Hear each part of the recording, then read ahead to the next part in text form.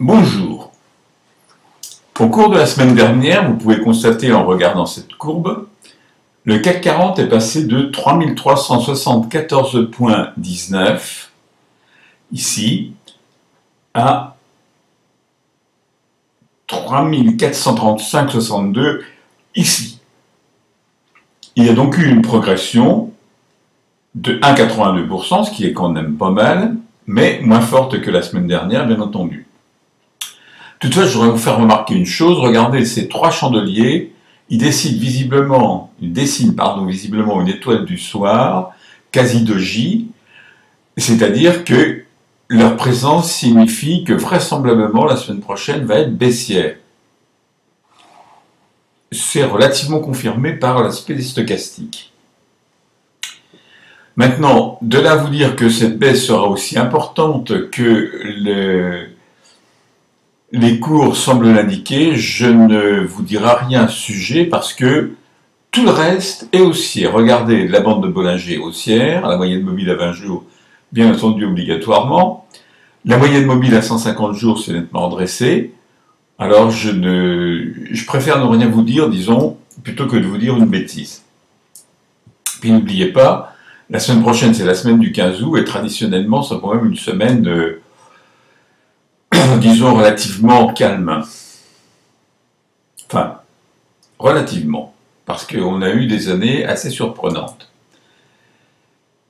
Qu'est-ce qui s'est passé maintenant en ce qui concerne la parité euro-dollar? Eh bien, cette parité est passée de 1,2386 ici, c'est-à-dire le 3 août, à 1,2288 ici, c'est-à-dire hier le 10. Elle a donc perdu 0,79%. Et vraisemblablement, cette baisse va continuer. Regardez les stochastiques. Regardez la moyenne mobile à 150 jours qui indique quand même, qui donne de bonnes indications en tout cas, sur l'évolution à moyen terme, on va dire. Bon, il n'y a que la moyenne mobile à 20 jours qui semble un tout petit peu, je dis bien se redresser, mais enfin, c'est pas évident. Il y a de fortes chances tout de même pour que, au moins au début de la semaine, la baisse se poursuive. Troisième élément, l'or. Alors l'or, il a quelque chose de particulier. Son cours est passé de 1606,20 $ l'once le vendredi dernier, c'est-à-dire le 3 août,